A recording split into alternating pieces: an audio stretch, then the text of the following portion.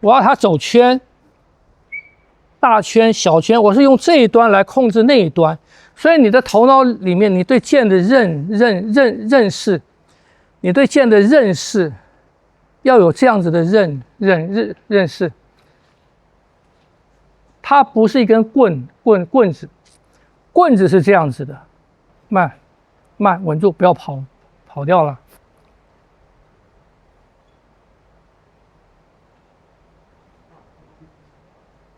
稳住，慢慢走，稳住，慢慢走。你要想到它有两端，它有一个圆心，你在动啊，你要想的是两端，你没有想到两端啊。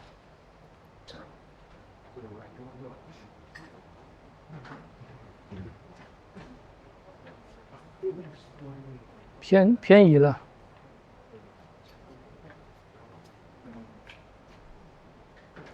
看，不对啊，跑掉了。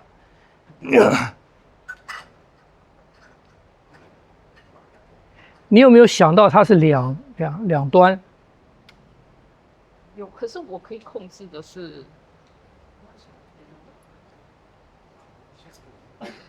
是我的手是这一端。不对。那这一端我要。你要用这一端来控制那一端。那一端，然后让它平。对你，对呀、啊，对呀、啊，所以你不是只控制这一端，你是控制这一端跟那一端，用这一端来控制那一端。所以你在动的时候，你要考虑到，你要想的是有两端。端。哎。动的时候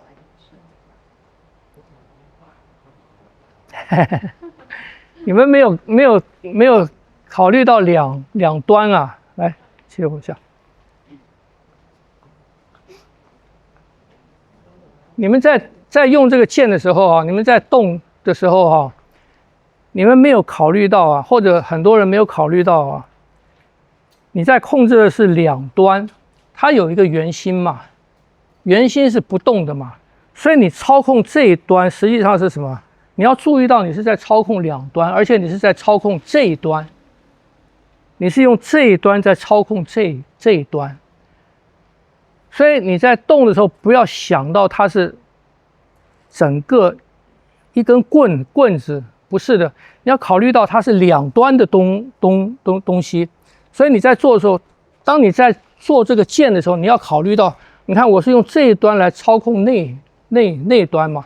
所以你在动的时候，你要想到两端，不能只想到你这一端。你看，你只想到你这一端，剑就跑掉了，听不懂？我们是控制这一端来改变那一端，晓得吗？哎，你的剑的功能是发挥在这一端嘛，晓得吗？不是在这一端嘛，所以我的剑怎么动？你看我在控制的是什么？我在控制的是那一端嘛。我要它小，我要它大，我要它走圈、大圈、小圈，我是用这一端来控制那一端。所以你的头脑里面，你对剑的认识，你对剑的认识要有这样子的认识。它不是一根棍子，棍子是这样子的，棍子你可以这样，你可以这样子，你可以这样子，是不是？所以那个什么山峰剑歌说什么笑啊，什么世人什么砍劈如刀式啊，把剑拿来砍啊劈啊，跟用刀一样，就笑死山峰老神仙嘛。剑不一样的。剑不一样，剑跟刀是不一样的，所以我跟你们讲，有些同学有听过，很多年前啊，我在台北市政府前面有一个小公园嘛，我说那时候有事情散步，从那边走过那个公园，看到有一个女的穿着功夫装啊，在拿一把刀，拿一把木刀，在那边练圈。我很奇怪啊，我就说，我等她练完了，我就去问你，请问你在拿刀练圈啊？她说是啊。我说是谁教的？她跟我讲是一个很有名的，非常有名的。我曾经骂他很多次的。他说是他教的，我说好，我就走了。刀不可以练，刀不适合练，刀不能练这个的，因为刀不是一个平衡器。它为什么可以练？因为它有尖，第一个它是平衡的，因为它是平衡的，你枪也是平衡的嘛，也是一个尖的东西啊。所以这种东西你可以练圈，因为圈需要一个平衡器来做，刀不是的，而且刀它也不是这个为准，刀是以那个弧度的刀刃为主的，所以拿刀来练这个东西，表示你既不懂刀也不懂剑，听不懂？每一个器物有它的特色在，那个特色来自于它的造型，来自于它的造型。它之所以被创造成这个样子，表示说那个创造的人或者习惯衍生出来，大家产生的共同的一个想法，是对它有一个特定的想法的。我们要掌握那个想法，不是你想要怎么用就怎么用的，不是的。听不懂？啊。还有真正的兵器上面，真正的武器，你看现在的武器也是一样嘛。真正的武器，真正的兵器上面，没有一个东西是多余的，不可能。它没有一个东西是多余的，剑鞘例外，剑鞘你可以去装饰啊什么的，是不是？我刚才讲了，它剑潭那样子设计，它就是有它的功能啊，就是有它的功能在嘛。那我们要去研究的是它为什么这个样子？为什么传统的我们现在看到的从宋朝的剑坛子，那有一些像刀一样，它后面是一个环，为什么它是一个环？为什么到后来发展到剑，民间剑它是那个梅花形的，大部分是梅花形的剑坛子？它为什么这样子？那后来你为美观把它改成比方这个样子，那我们拿到这样子的东西表示什么？如果它是有想法的设计，表示说它有它的使用法，它就变成双头了。这个兵器就变成什么？变成双头用了。所以真正正确的武器或者兵器，它所有存在于它上面的东西都是有它的功能性的，都有它的功能性而且它应该怎么用，就是有它的一个规范的刀的使用，那种那个牛尾刀、雁翎刀那种弧状的，它在用的就是这个弧嘛，它就是这个弧嘛。所以那个东西的是怎么用？它就是切割用嘛，它就是切割用的，它不可能这样子的。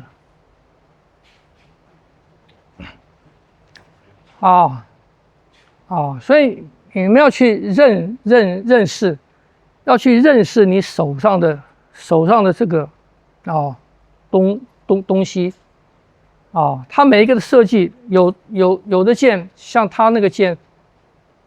这一段是很厚的，他们根本没有开刃啊。这一段是很厚的，有些还要长，有些长到这个地方然后它就很重，可是这一段就很利，就表示什么？表示它这一段是用来防御的，那个剑重，这边厚。它就可以去跟其他的兵器，跟刀啊什么去抗，去对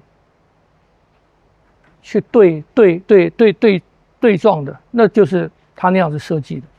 那有些是用那个兵器来练，它重，用那个来练。那实际上打斗，它如果用那种的话，表示说这个地方它可以。可是你的剑如果是一直开刃开到这个地方的，你就不可以用这个去跟刀去跟什么去对撞。是他们战场那种博物馆的那个战场剑，好像都是前面都会比较宽。就有点像暗剑那种，就是宽然后对呀，对呀。可是战场跟民间用剑就不是啊，因为什么？因为战场上面哈，曾经有这个研究嘛，他们研究古战场挖出来的尸骨，死掉的人大部分是什么？肋骨断裂啊。头骨破裂啊，都是这样子的，所以在战场上面被撞击致死的多，原因在哪里？因为第一个，很多都有穿甲嘛，不管是皮甲、轻甲还是什么啊，你用刺的，你用刺的，用切割的，效率很低。第二个，在战场上面，你不可能刺，因为你没有拔出来的时间了。拔出来很费力的哦，你刺到人体里面去，这个兵器要拔出来是很费力的哦。所以一般在剑招里面刺进去了以后都是什么？脚一踹，啪，都是这样子啊。你要用脚踹，把那个人踹出去，你再抽。你才可以抽得出剑的，你刺到里面去，你想要这样子抽啊，很难的，因为人体肌肉它有压力嘛，所以在战场上面很少去那样刺的，啊，战场上面一定是保持到活动的，所以都是用重的，不管是剑，你看欧洲也是那个时代都是很厚的剑嘛。不见得利哦，那都是啪，全都是这样子撞击伤多，割裂伤、刺穿的伤很少的。好，到民间就不一样了，民间的打斗，第一个，你的重兵器很难携带；第二个，民间的打斗讲求什么？民间就是碰到什么以弱敌强的机会多，以小博大的机会多，所以技巧性高。所以它讲求什么？讲求兵器的锋利度。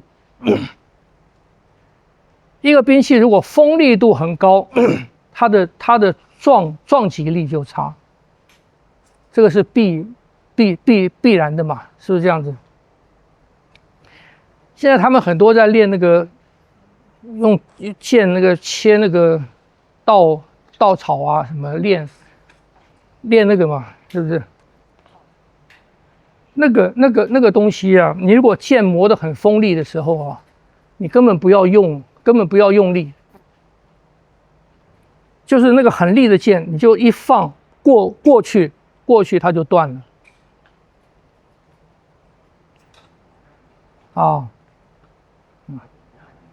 所以有很多的刀，我以前认识一个朋友的，他卖刀的，他就试给我看嘛，他就拿出来一把很锋利的刀，然后放着一个卷纸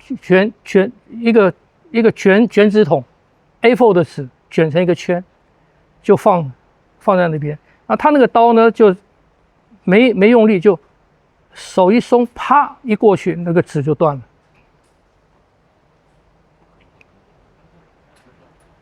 也是有一次，好像是那个谁，那个刘康义，就是那个武学书馆那个是说是他跟我讲的吧，还是谁？对，他在大陆有一次，大家在鉴赏刀，鉴赏刀剑嘛，在玩嘛。那有很多教授啊，什么研究刀剑。然后有一个人，他没有去刻意的摸，他就是手从那边一过啊，没感觉啊，小拇指就断了，没有察觉，他甚至没有察觉到痛，没有全断，就是连一层皮。利的东西就是这样子，所以到了民间以后，民间的兵器讲求的是什么？讲求的是锋利。师傅真的有削铁如泥到这种？那看什么铁对什么铁啊？什么铁对什么铁嘛，是不是？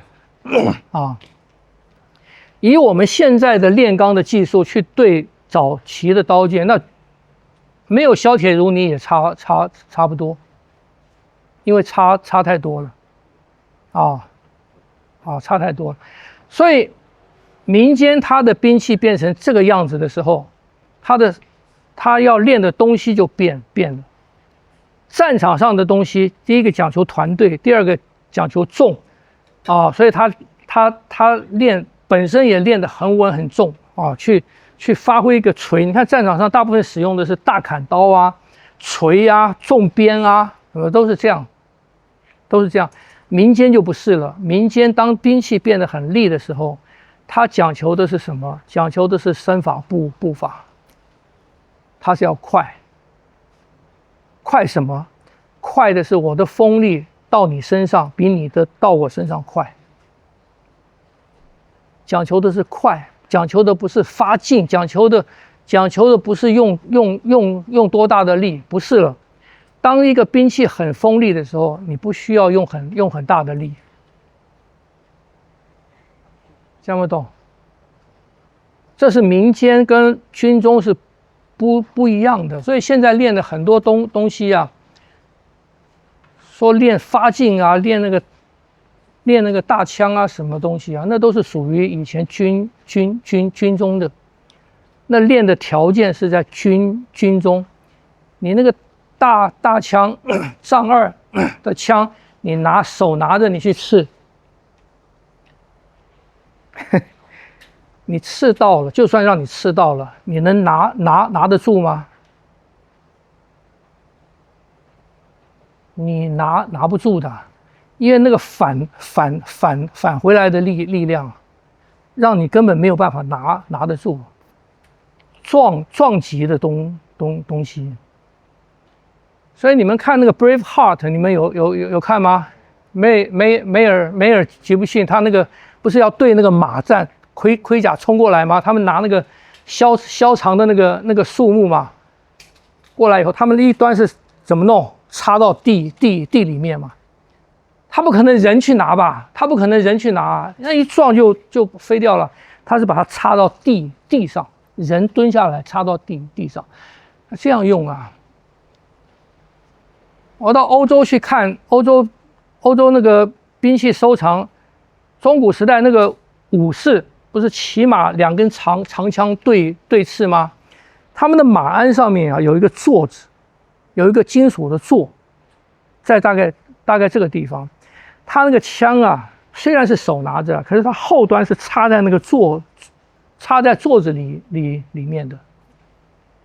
他的手扶着只是调整方向，他不是用手拿，否则你想想看，2个马相撞，他手拿，你怎么可能拿得住？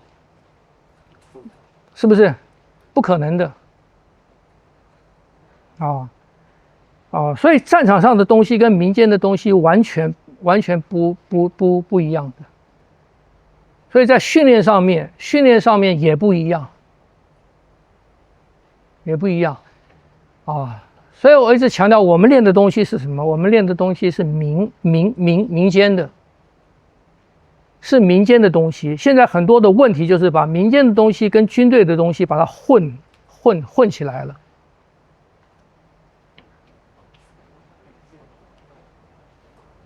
看不懂？军队的东西，你回到民间，你要1对1的话，输的成分大，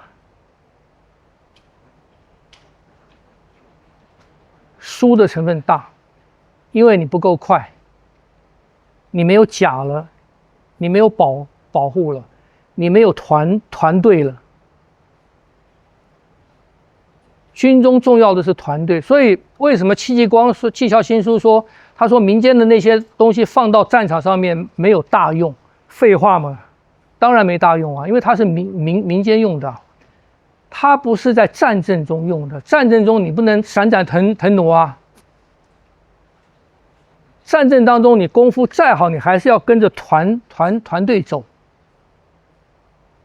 对不对？民间不是，民间是你一个人。你可以做闪展腾挪，你可以做很多的身法步法的变化，所以这个东西到军中去就没有用。所以不是说民间的东西没有用，那很多人解释这个东西，他解释错了。他说戚继光这样讲，表示你们民间练的东西没有用，不是的，是民间的东西你拿到战场上去是没有用的，因为不能跟我的军政配合。你一个人再厉害，你碰到军队你就完蛋。同样，你军队下来的一个人，你到民间去碰到民间的高手，你也完蛋。听不懂？所以每一个东西都有它什么，都有它的适应性的，都有它的适应性的。所以我们讲尺有所短，寸有所长嘛。你尺去量比尺长的东西，它就短了啊；你寸去量一个比它短的东西，它就很长啊。每一个东西都有它的适用的环境跟范围的，没有说绝对的嘛。所以我们要认清楚的就是，我们练的是什么东西，这个东西是在什么场合、什么环境下对付什么人用的，看不懂？这才会有正确的认识。所以我说身法步法第一嘛，你不管徒手打斗，不管是用兵器。民间的东西永远是身法步法第一，你一定要练出来那个身法步法，民间的东西才有用。你说我站稳了，你发多大的劲没有用。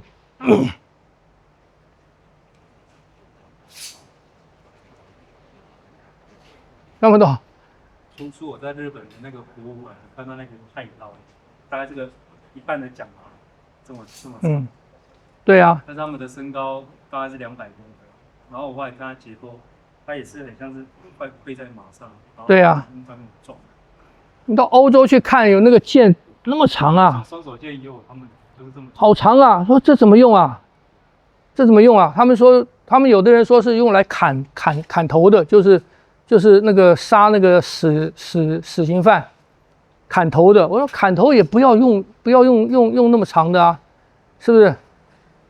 后来有人研究还真有人用，就是那种东西，你在战场上面，你有一个这个空间挥起来，啪，这个那种剑一剑下去，把前面大概3、4个人都劈翻。可是他们只要下马就得弃掉这个兵器。对啊，所以这个要认清楚了。所以现在在地上练关刀。地上练关刀，你如果说是练力量啊，练不平衡的操控啊，这个是可以的。可是，在地上练关刀，它就不同于马上了，因为关刀是马上用的，马上面用的东西，马上用的东西靠的是谁的力量？靠的是马。靠的是马的力量，不是靠人。而你在地上你没有马，你是靠你的人，你把你的人练笨了，你还是去练那么重的关刀。就是马的品种决定很多，反正最厉害的是那只马，它可以是啊，站那么重。所以以前一匹战马一匹战马是非常珍贵的。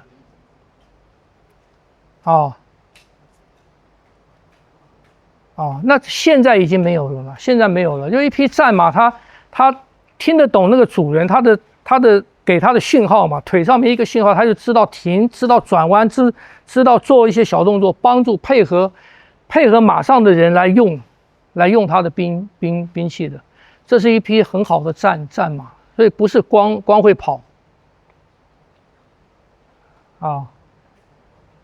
所以我们要知道每一个东西啊，每一个东西有它的适用的时空跟适用的对象我们根据这个来练那我们只能在那个环境下面用，不要说军队了，我们练这个功夫再好，你碰到政报部队那个，你也傻眼，你一样傻眼啊！你没有轻功，不能从他们头顶上面跳过去，你功夫再好也没用。听不懂？那是团队。好，